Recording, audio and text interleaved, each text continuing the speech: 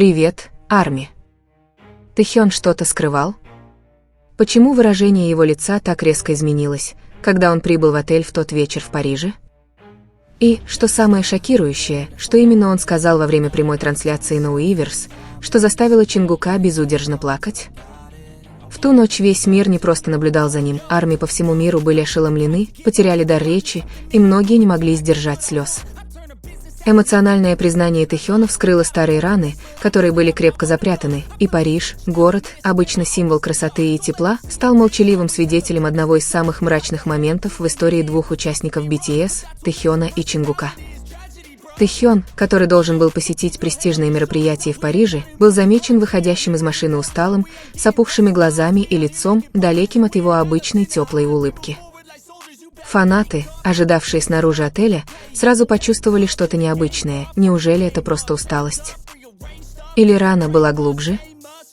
Прошло совсем немного времени, и тишина переросла во всемирный переполох.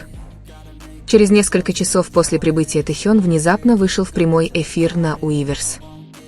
Никакого объявления, никакого тизера, никакой рекламы.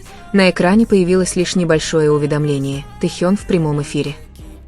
Тихим, но четким голосом, с опущенным лицом и периодическими глубокими вдохами он начал трансляцию, которая за считанные минуты стала заголовком мирового масштаба. «Простите, мне было трудно улыбаться в последнее время», — сказал он, открывая трансляцию, которая внезапно превратилась в исповедь.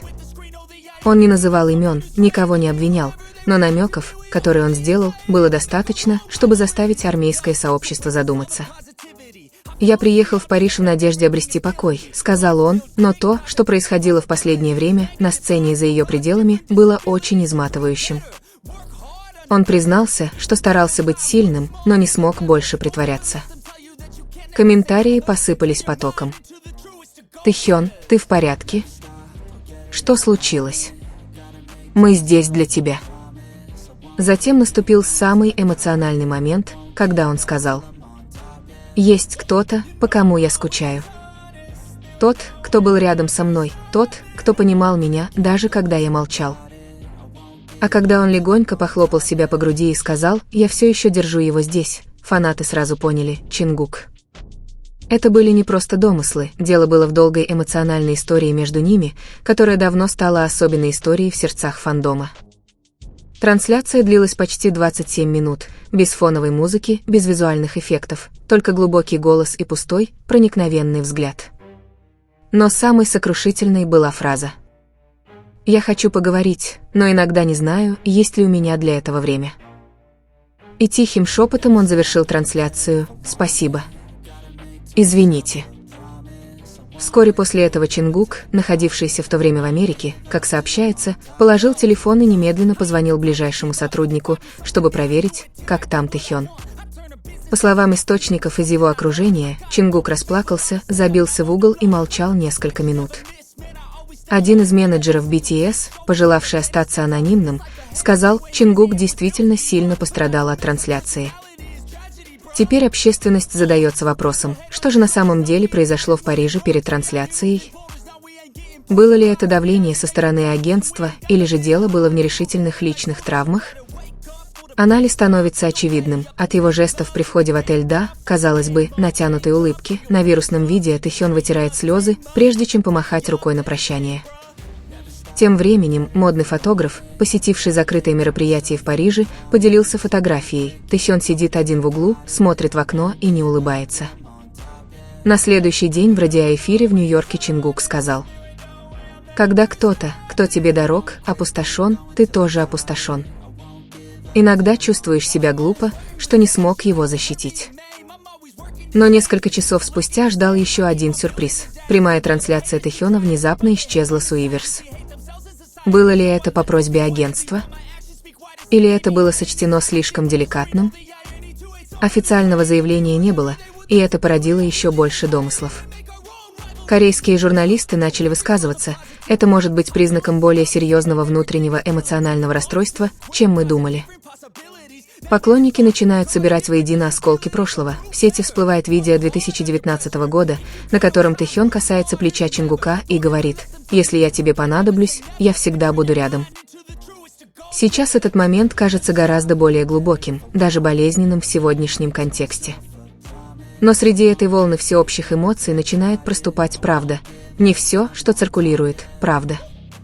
При внимательном рассмотрении большая часть этой истории оказывается результатом недопонимания, домыслов и непроверенной информации. Тэхён действительно проводил прямую трансляцию, и его выражение лица действительно выглядело спокойнее и задумчивее, однако нет никаких веских доказательств того, что он плакал или упоминал кого-то конкретно. Трансляция все еще доступна некоторым пользователям. При повторном просмотре не было обнаружено никаких эмоциональных высказываний, указывающих на личную травму, как сообщалось. Слух о плаче Чингука также появился в неофициальном фан-аккаунте, без каких-либо доказательств или подтверждений. Достоверные корейские СМИ также опровергли это заявление, заявив, что Чингук был занят личными делами и не комментировал прямую трансляцию Тэхёна.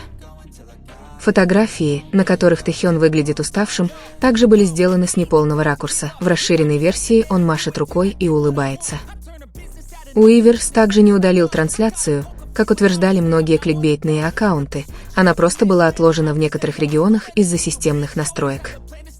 На сегодняшний день Big Hit Music не опубликовали официального заявления, но ранее они подчеркивали важность проверки информации из достоверных источников. Рассказ о том, что Чингук и Тэхён оказались втянуты в эмоциональный конфликт, по-видимому, был построен исключительно на интерпретации языка тела и смелых предположениях, не имеющих под собой никакой прочной основы.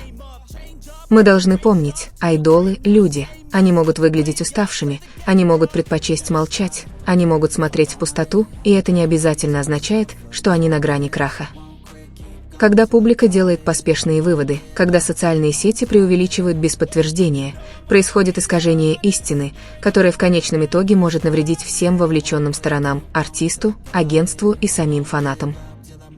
Сейчас самое время вспомнить одну важную вещь. Эмпатия не означает оправдание домыслов, а любовь – не повод для распространения неопределенности. Потому что даже таким влиятельным айдолам, как BTS, нужно безопасное пространство, место, где им не нужно все объяснять, и где им не нужно постоянно улыбаться только для того, чтобы оправдать ожидания. И этот вечер вошел в историю. Не как концерт, не как ночь роскошных промоушенов, а как ночь, когда два давно связанных сердца снова заговорили, пусть и в щемящей тишине. Для кого-то это был всего лишь короткий прямой эфир, лишь мрачное выражение лица уставшего айдола. Но для тех, кто действительно слушал, это был крик, скрытый в шепоте, тихое признание, наконец вырвавшееся наружу после слишком долгого сдерживания. Какова была реакция Чингука? Это была не просто мимолетная эмоция.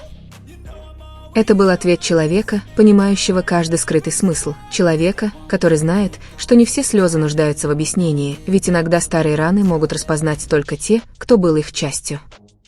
Теперь, возможно, трансляция закончилась, слезы высохли, мир сдвинулся с места. Но что-то осталось. Впечатление. Честность. И, возможно, новое начало. Армии по всему миру теперь могут только надеяться, что бы ни случилось за кулисами, эти двое обретут покой, что невысказанные слова наконец обретут место, и что в мире, полном пристального внимания, у них все еще есть возможность быть собой и заботиться друг о друге. Потому что за слезками Чингука и тихим голосом Тэхёна в тот вечер стало совершенно ясно одно. Некоторые связи никогда не разрываются по-настоящему, они просто ждут подходящего момента, чтобы быть вновь обретенными. Nothing into something I love. I got a poker face, but honestly, I'm not